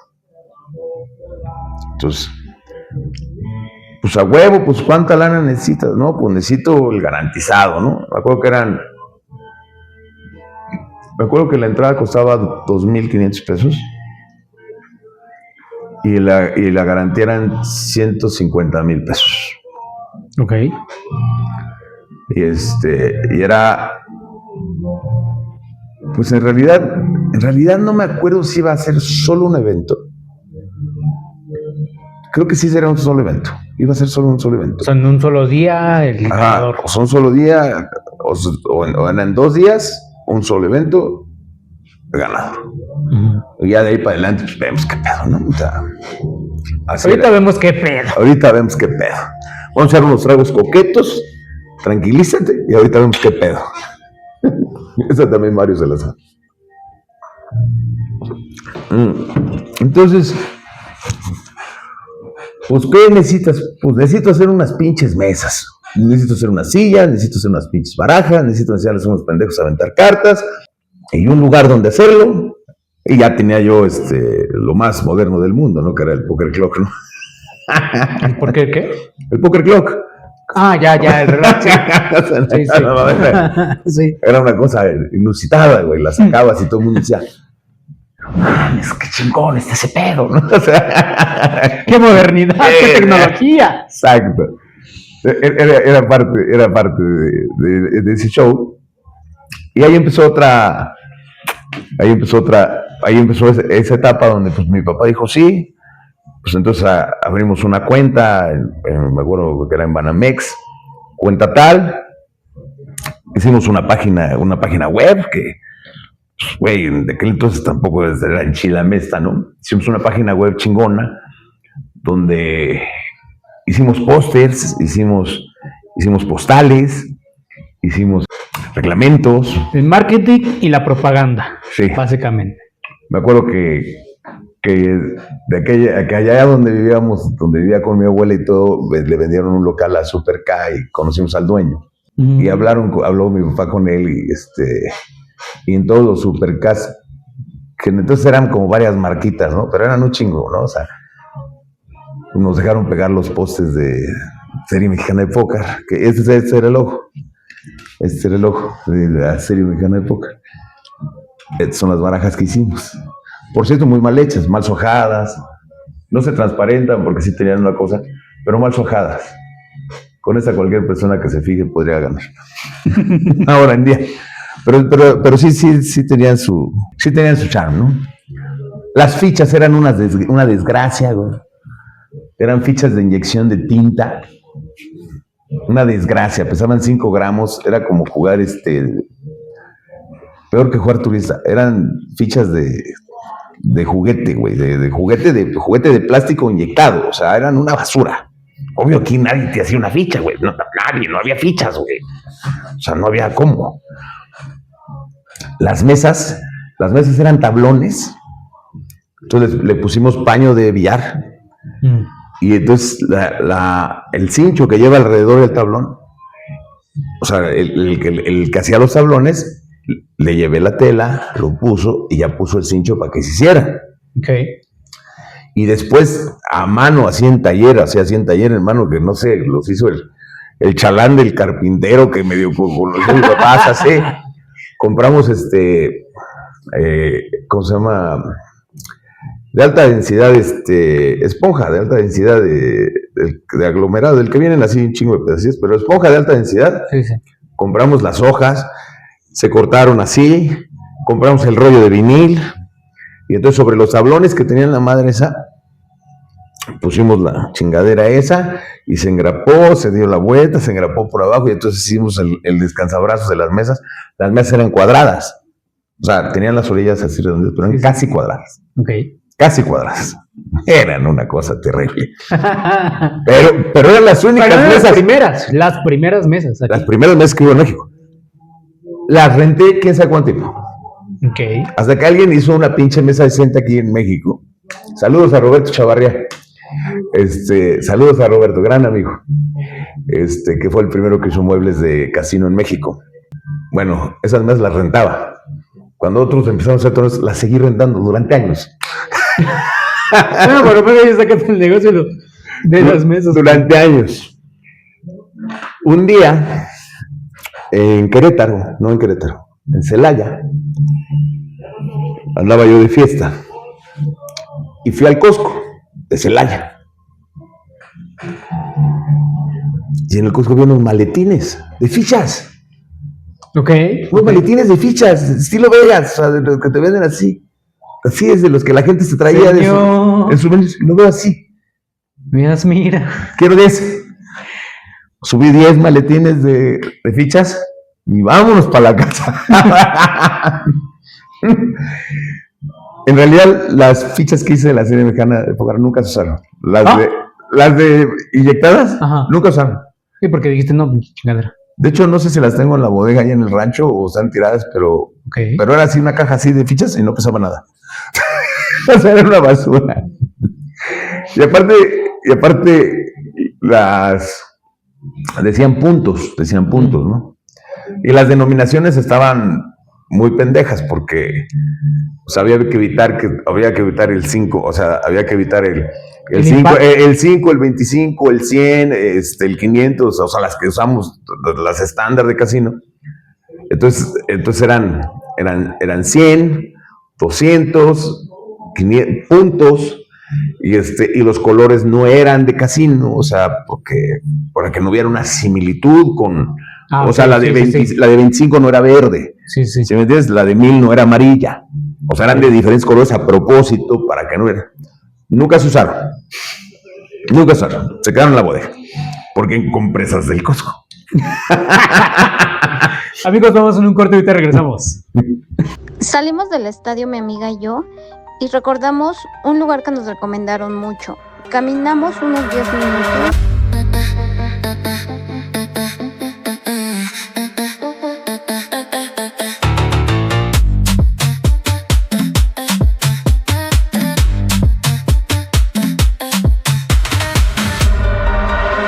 Y llegamos al lugar.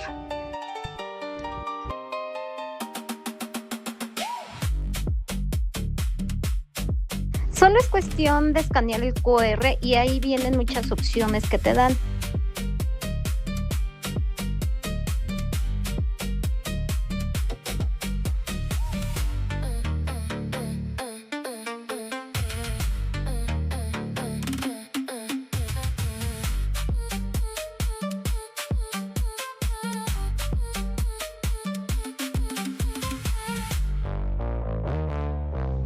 Como no había mucha gente, no tardaron ni 10 minutos en llevarnos nuestra orden. La verdad, todo el personal nos atendieron súper bien, fueron muy amables, atentos en todo lo que pedíamos.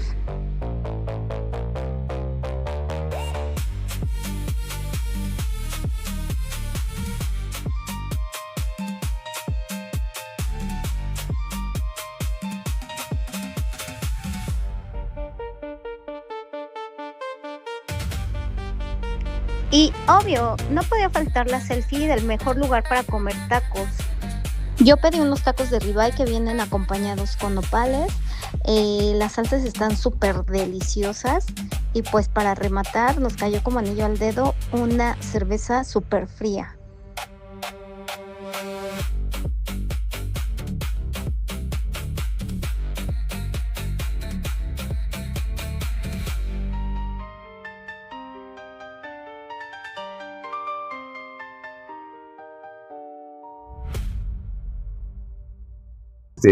Y lo de la página web era muy novedoso, porque los pósters que se pusieron en todos lados, en la calle, se ponían pósters en los pósters, o sea, digo, en zonas buenas, ¿no? Me acuerdo que de hecho hice unos sobres con una hoja adentro, con las reglas, una postal, sellado Serie Mexicana de Pócar, y lo repartimos en Perisur, o sea, fuera de Perisur, ahí en Zacatepetl. Ahí repartíamos los sobres, ¿no? O sea, la gente agarraba el sobre y lo leía, la chingada. 2005. 2005, sí. Okay. Y hablaba Entonces teníamos una oficina en Eguiara y Eguren, en la colonia que está en Tlalpan y Viaducto, que ahorita en Asturias, hasta no me acuerdo qué, donde había una pizzería muy buena. Saludos a Tito. Petruccelli se llamaba. Ahí cerquita. Y ahí teníamos las mesas. Me acuerdo que tenía una Suburban azul que también mi papá facilitó. Y cabían perfecto las mesas en la pinche Suburban. Y ese método lo usamos toda la vida, la Suburban, con las sillas, con las mesas. Pero que estábamos con las fichas, ¿verdad? Teníamos la oficina, entonces la gente hablaba a la oficina. Y tenía una secretaria que también fue dealer muchos años, ella y su hermana, Lluvia. Saludos a Lluvia. Y también trabajaba ahí conmigo Cruegel, que también fue jefe de piso y también trabajó en el legal conmigo. ¿Quién? Cruegel. Ajá, Cru. Saludos.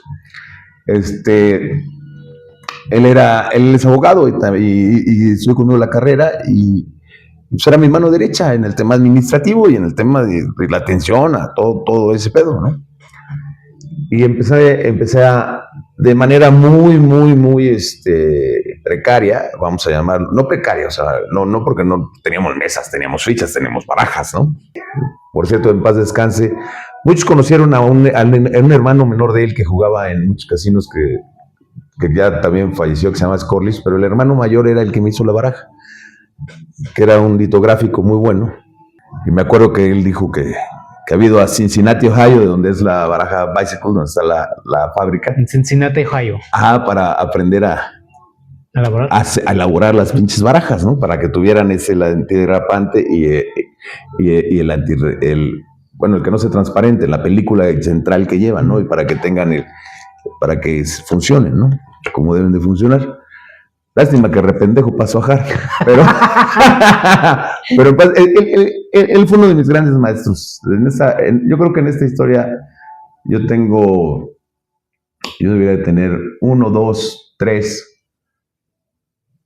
4 maestros, para llamarlos de alguna manera. Él fue uno de mis grandes maestros. O sea, el viejo me enseñó a agacharme para pronto. O sea, él me vendió la baraja y estuvo al pendiente de todo lo que las mamás que yo hacía y me decía, chamaco, era de Chihuahua. Chamaco, así. No, chamaco, mira, le mandas y no le mandes, pásale, y ahorita te va. Y de hecho él fue el primero que me llevó a jugar a palenques. Él era empresario de palenque y me llevó a jugar a palenques, a jugar al brinco de los palenques, después con galleros. Me enseñó a jugar Five Draw, que para todos es el vaquero, ¿no? Y me enseñó a jugar póker abierto. Fue uno de mis grandes maestros, la verdad, en paz descanse, Daniel Scorlis. Bueno, entonces, ¿en qué chingados íbamos? En las fichas y en las fichas, en las mesas. Entonces la gente hablaba a la oficina, se le atendía, y entonces se limitaba a entrar a la página. Entonces a unos no sabían ni entrar a la página, pero en la página estaba el número de la cuenta bancaria, la foto del saldo del premio, decía 125 pesos. Sí, para que vean que no era fraude, ¿no? Exacto. Estaba cuál cuenta, a nombre tal, y la foto del saldo, una consulta de saldo, o sea, una foto de una consulta de un saldo, de papel, o sea, un saldo. Sí. Entonces, y tenía una sección que era inscritos, entonces le picabas al inscritos. Y ya tenía sus videitos, porque de hecho hicimos un comercial que salió en ESPN un día, nada más.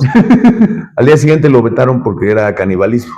Pues porque transmitían la serie mundial de póker, entonces no podían pasar a la serie mexicana de póker. Ya. De hecho, el World Series me demandó. O sea, haciendo paréntesis, te demandaron. Sí. Bueno, vamos a decir, contestó una consulta. Ajá. Para estar claros. Ajá. Cuando yo quiero registrar serie mexicana de póker, me dicen no se puede registrar porque existe World Series of Poker. Y es no sé, 60%, 70% similar, una madre sí. Entonces, yo hago un papel donde consulto al World Series si tiene un problema con eso. Ese trámite nunca lo terminamos.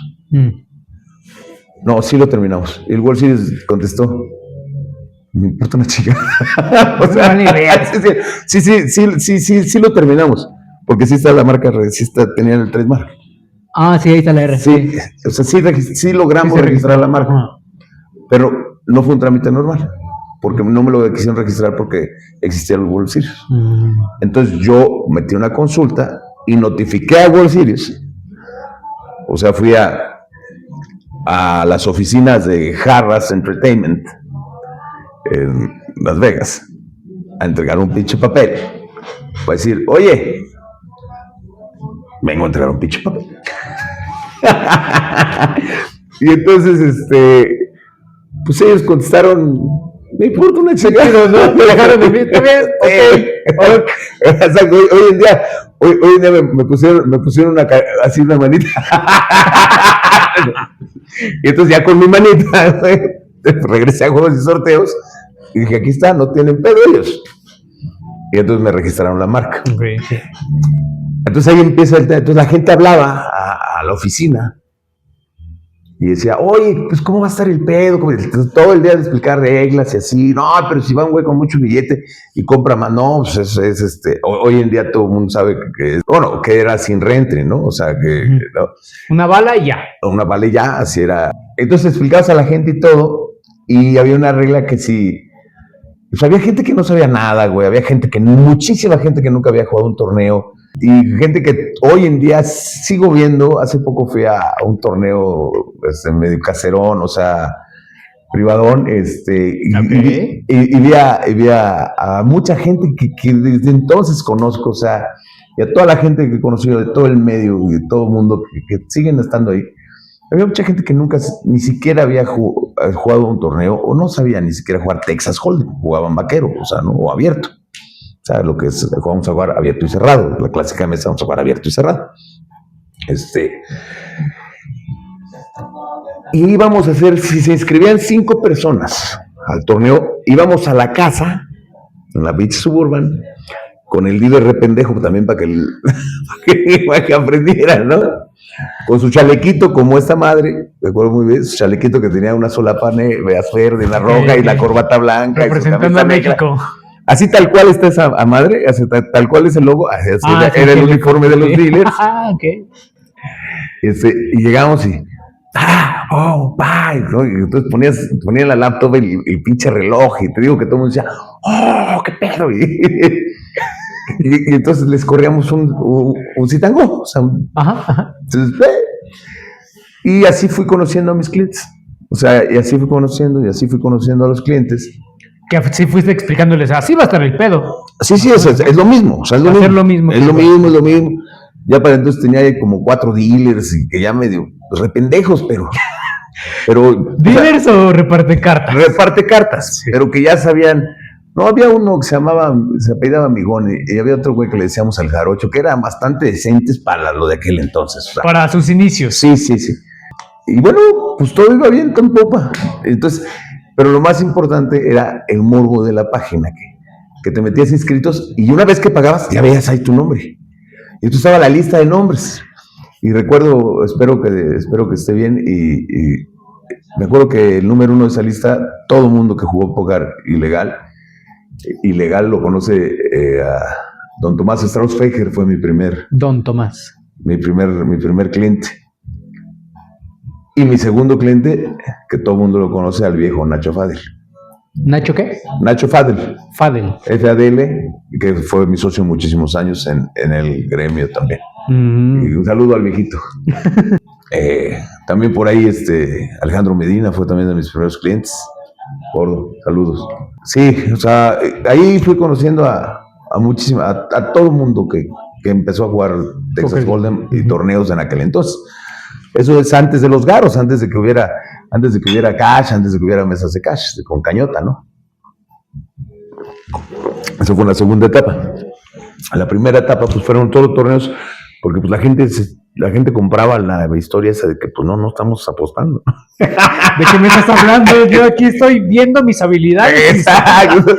¿Son competentes o no para distinguir entre colores y figuras? Incluido, hoy enfrente de la lotería hay un Sonora Grills, no sé cómo se llama ahorita el hotel de ahí, en aquel entonces se llamaba Melía, pero pues te he cambiado de nombre un chingo de veces ese hotel, pero enfrente, en la esquina de Bucareli y Reforma, está el Excelsior, está el Universal, está la Lotería Nacional y está esa esquina, y ahí hay un Sonora Grill ahí en la esquina.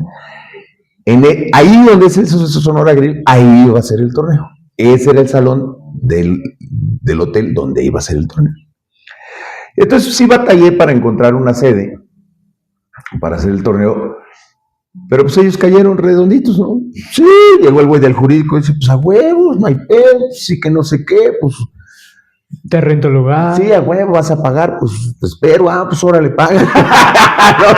Pues si me vas a pagar, sí. Exacto, ¿no? Pues yo, pues a eso vengo, ¿no? Ya, chingada. Entonces, pues ya teníamos el lugar, la sede, las cartas, las sillas, las mesas y 4 dealers rependejos. Pero pues tenía que juntar 10 dealers porque pues eran 10 mesas. Que en aquel tiempo, ¿cuánto les ofrecías? Por aparte que les tenías que enseñar, ¿no? O sea... Nada, güey. Nada, o sea... Vas a aprender. Sí, o sea, ya, no sé, güey, si iban a dar una demostración donde estaba 200 baros. O sea... Yo dije 1 hora. No, bueno, lo que pasa es que hacían labores múltiples, ¿no? O sea, había un güey que sí trabajaba en la oficina y también iba a dilear. Bueno. Y luego llegó otro güey así, luego ya otros por evento, pero pues tienes que aprender. Y ahí empezó la medio enseñada, pero esa enseñada era, o sea, lo que yo había visto sentado jugando en Las Vegas. O sea, claro, no. en Los Ángeles, ¿no? O sea, no era algo que dijeras, puta, qué profesional, ¿no? Pues yo veía lo que hacían y pues decía, haz lo mismo, güey. Pero pues así. Tú replica. Exacto, pero pues algo que nunca han visto, ¿no? O sea, algo que nunca habían visto pues, en su puta vida, ¿no? Se volvió mucho más, ¿cómo se llama? Mucho más recurrente que en todo ese trayecto de ahí para adelante, pues que va uno mucho a Las Vegas. Y me acuerdo que primero compré un curso online de líderes, o sea, un curso online, ¿no? Que un curso online en aquel entonces era, pues que te mandaban un pinche archivo, güey. O no, es más, me lo traje en un CD, güey. Ese curso me lo traje en la de Las Vegas, de Jenner Gamble, me lo traje en un CD, güey. Son CD, lo metí en mi computadora en un CD, descargué los archivos, el texto, las fotos, y, o sea, es lo primero que tuve, pues, un curso, pero no era un curso online, era un curso que compré en un disco. Ok. Un CD. Ajá. Y ya, bueno, pues todo iba viento en popa. Llegamos a tener 236 inscritos. Porque sí tenía, como solo tenía 10 mesas, si eran día 1, día 2, sí. O sea, sí, eso sí había. O sea, sí había porque pues, no cabían los 100 pendejos el mismo día, ¿no? O sea, ya llevaba 200 y pelos. Aparte, fíjate el pinche champón, porque... o sea, por eso iba a hacer negocio, porque se iba a pagar 125,000 varos de premio y yo les cobraba 2,500, ya llevaba 200 inscritos. No mames, Rayo, como medio millón de pesos. Sí, entonces no mames. Y aparte el 7% de 150,000. ¿No? Exacto. No, bueno. Al cabecita de algodón. Sí era, porque yo ya estaban los premios, o sea, ya decía, tanto el primero, tanto, o sea, ya estaban los lugares puestos, güey, y le daba hasta el 10 y a chingar a su madre. Y los demás, para allá. Exacto, los demás a chingar. Eso sí, era una emponada esa madre. Pero bueno, era lo que había. Era lo que había, no había otro, entonces. Sí querían. Y un día me hablan de, pues ya estaba todo listo. Inscritos, mesas. ¿Ya cuánto de empezar? Como 15 días antes de empezar. Me hablan de gobernación. Y yo había ido recurrentemente a gobernación un par de veces para ver que no hubiera pedo, ¿no? Uh-huh. Ahí hay un detalle que yo creo que fue el pedo. En aquel entonces la gente todavía leía el periódico y veía el periódico. Y a mí fueron y me entrevistaron de la jornada y del Excelsior. Porque hiciste mucho ruido. Pues se enteraron, güey, o vieron el letrero, o les dieron informes, no sé, güey.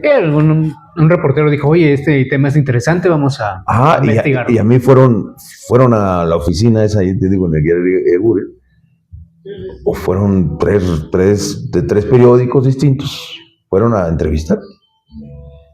Oye, no, yo me acuerdo muy bien que la entrevista siempre decía, bueno, que es de los casinos, y yo siempre decía, no, es que no tiene nada que ver con un casino, no pretendemos instaurar los casinos en México, no nada, pues es un proyecto personal, esto es una concursabilidad, es esa madre, está, ¿cómo se llama? Está permitido, no hay ninguna apuesta.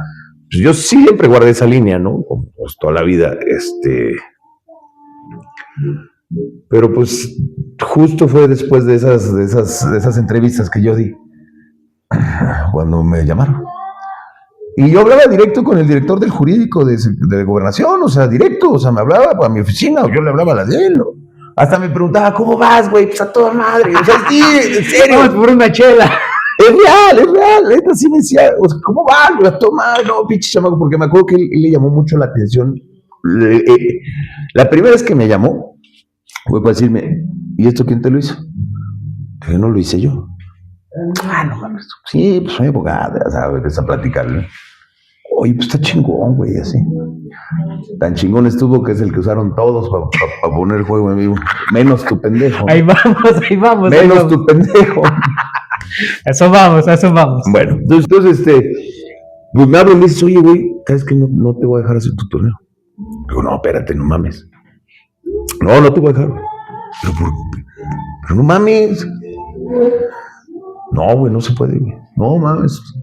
Periódico, güey. Luego, aparte, lo vas a hacer aquí, güey, enfrente de los periódicos. No, güey, no hay manera. Y yo me acuerdo que mi preocupación era, no, pero no mames, güey, ¿cómo no, güey? Si mi papá me dio 350,000 pesos para hacer el puto torneo, güey. Entonces yo ya invertí. O sea, no le voy a salir con esa mamada de mi papá. Lo vas en el pie en el que me meto, güey. Dice, no, güey, pero... Dices, o sea, tu pedo es el dinero. Digo, sí, güey, no mames, pues, ¿cómo crees? Mira, ven. Lupita, Juanita, Pedrito. Mira, güey, vamos a hacer esto. Te voy a dar el permiso del torneo nacional de dominó. Te lo voy a dar 2 años. Pero no puedas hacer tu torneo de póker. Y vas a ir a ver me acuerdo que uno se lo vendía a Domecq y otro se lo vendía a Delicados. Bueno, así Gatamo, lo que sea esa madre. Y le hablas a este güey. Y le dices que ya tienes el permiso. Y te va a pagar, no me acuerdo si 150,000 o 200,000 pesos por el permiso. Y arreglas tu pedo. Y el del año que viene le haces igual. Y ya arreglaste tu pedo. Y yo dije, güey, pendejo. Pendejo. Uno es joven idiota. Siempre lo he dicho. Cuando eres joven idiota. Entonces, hay aprendizajes, no en el proceso. La vida te tiene que enseñar sí o sí. Entonces me fui bien pinche contento con mi permiso para hacer el torneo nacional de dominó. Mismo que también jugué. Y gané. No. Salí en la semifinal. Pero mismo que también jugué. Y pues me fui muy contento, güey. Porque ya no llegué a decirle a mi papá, la cagué. Soy que ya no se va a hacer el torneo, pero mira, lo del premio está, mira, aquí está, para que veas que, güey. Que veas que tampoco hice pendejadas, pero sí las hice. Exacto. Pues sí, uno es joven e idiota, y aparte inocente. Pues llegué a la oficina y dije, a ver, cabrones, esto ya se lo llevó a la chingada, hay que hacer una carta, redactamos la carta, donde explico claramente que por las pinches autoridades, que se pasaron de lanza, que su puta madre, que se va a cancelar el evento, que por favor nos envíen su número de cuenta, o manden su dirección, donde entregarle su cheque y la chingada para regresar el dinero. Y así regresé 230 entradas y firmé 230 cheques para regresar las entradas de todas las personas que se habían inscrito. Y fíjate lo importante ahí, porque eso demostró que eras legal. Pues sí, no fue estafa. No, sí, entonces a toda la gente ahí en la oficina, el que iba a ser dealer, el crew, mi compadre, Lluvia y los que quedamos, pues hablando, y oye, pues, ¿qué crees? Ya no se va a hacer el evento, y ¿dónde te depositamos tu dinero? ¿O a dónde te mandamos tu cheque? ¿O qué quieres? ¿No? ¿O pasas por él? O sea, ¿qué? O sea, aquí está tu cheque.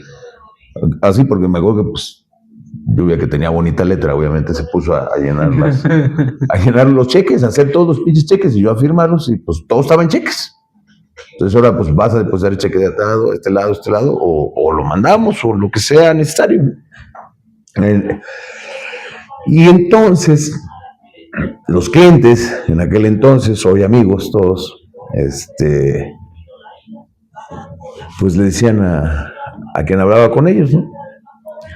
Oye, bueno, pues qué lástima que se canceló, se ve que va a estar chingón, pero si hacen otro o hacen ahí una jugada en algún lugar o hacen algo, pues nos avisan, ¿no?